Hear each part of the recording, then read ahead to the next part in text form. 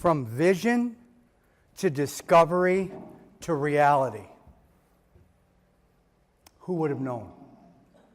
Who would have known that 60 years ago, in 1955, when three men went up to check out a camp, and a Jewish girls' camp to boot, who would have known that it would turn into Phantom Ranch Bible Camp?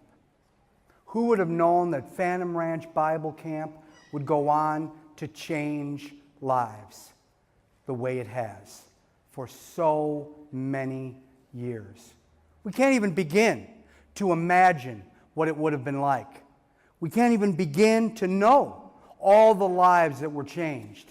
I mean, we can see all of us, but that's just a small amount, a very small amount of people, of men, women today that went to Phantom Ranch as a boy and as a girl, and their lives have been changed because of it. Well, I know my life has been changed because of it. It's been significantly changed. You see, Phantom Ranch was the very foundation for my life. I went to church. And Pastor Marco, I'm not saying anything bad about the church. Don't get me wrong. But I went to church.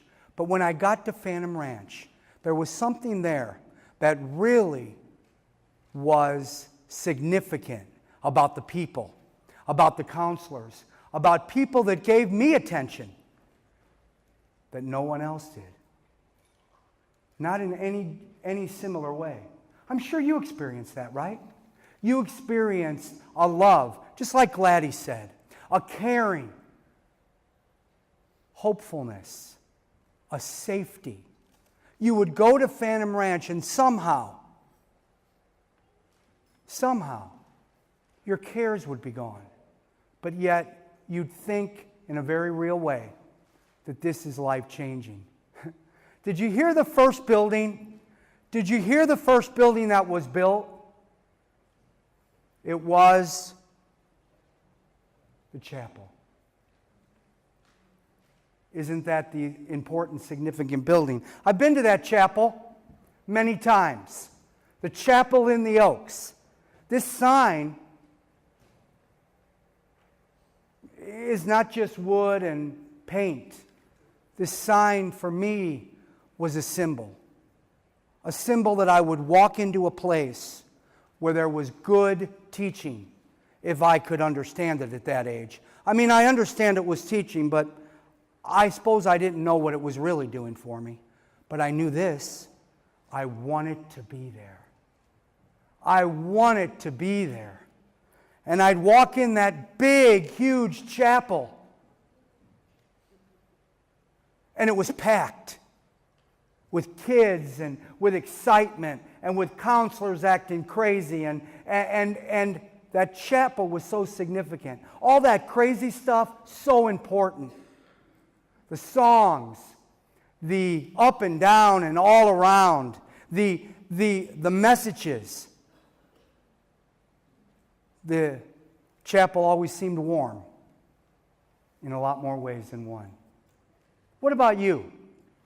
What significant things happened in your life at Phantom Ranch? If you could say 3 words today, what would they be? What significant things happened to you because of Phantom Ranch and because of the greatness of that place? You know, since I've been back to the chapel, since I've spoken at Phantom Ranch to the campers today, my word, what do they do? Because it's a lot smaller now. The chapel. I noticed that. It doesn't seem quite as big, but it still has all the weight and all the magnitude. Did you hear that it was Phantom Ranch that kept people close to church? Did you hear that? It brought them back to church. It brought them back to God, because that's really what we're all about here, the significance of what it was. So how many of you, go ahead and share what significant things happened to you at Phantom Ranch. Just go do that and take a moment. I'm just going to give you a couple of minutes. Go ahead and share that.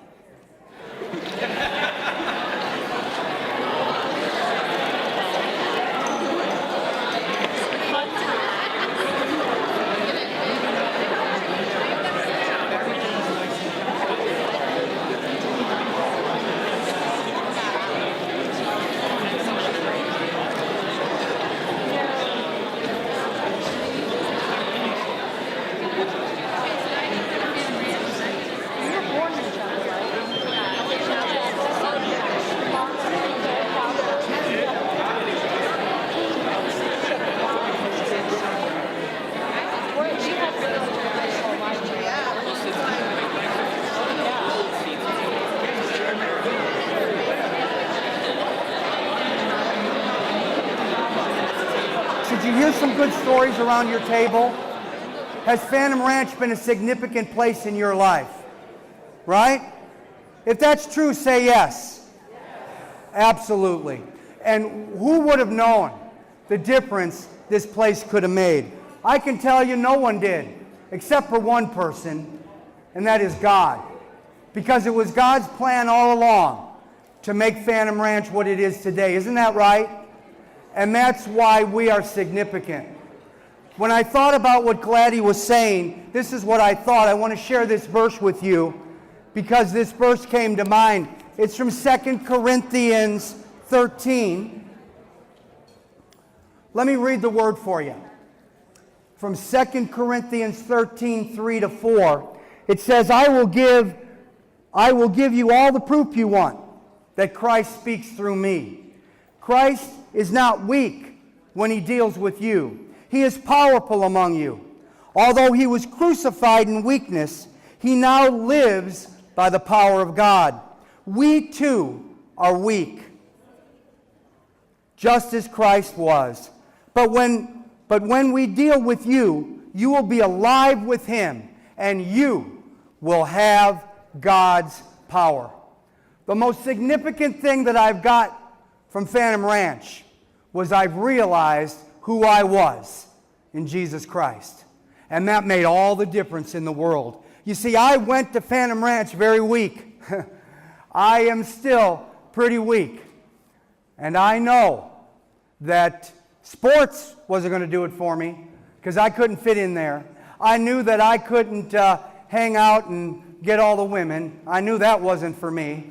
I wasn't the best swimmer. I mean, Roy had to push me in and said that I dove. And all of that stuff wasn't me.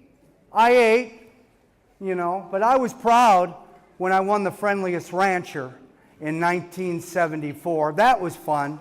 And another Friendly Rancher right here? No way! Yeah. Did you vote for me? I don't remember you. You weren't even born then. Oh, I wasn't born. Wow. That was the most significant thing in my life. But here's the significant thing. Don't you hear? I was weak, but not now. Because I received the power of Jesus Christ. And through him, there's significant strength. Who would have known that Phantom Ranch would be the place where that would have happened to us? So, who would have known? And what if? What if Phantom Ranch wasn't there? What if Phantom Ranch didn't invite these gangbangers and urban kids from the city of Chicago to do camp there? What if those things wouldn't have happened? What if Ruth wouldn't have cooked? Oh my. What if the camp staff had done something else? What would have been the situation if that beautiful property ordained by God would have been different? What if Bill didn't bike ride? What if he didn't do all that kind of stuff? What if you never worked with the horses, Len? What if all of that didn't happen? You see, all these little things that you may say are insignificant, well, they aren't. Because those little things have made so many differences and so many hearts change for Jesus Christ. But what if? Check this video out and you'll see what I mean.